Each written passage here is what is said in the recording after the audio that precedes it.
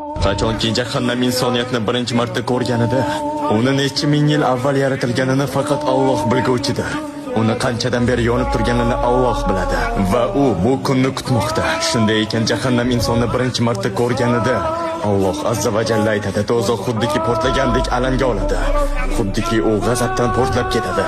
Va Alloh Qur'onda aytadi, qachonki insonlar o'z ko'zlari bilan jahannam alanga olganini ko'rganida, o'shanda Alloh aytadi, bu vaqtda barcha tiz cho'kib Allohga sajda qiladi.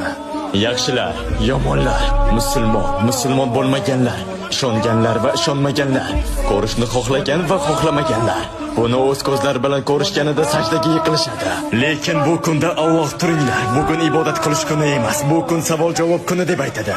Sen bu kunda unga ibodat qilishingning hech qanday qadri yo'q. Ko'rganingdan keyin ishonib, iymonli bo'lishing Allohning nazdida hech narsa emas. Alloh seni iymoningni hozir xohlaydi.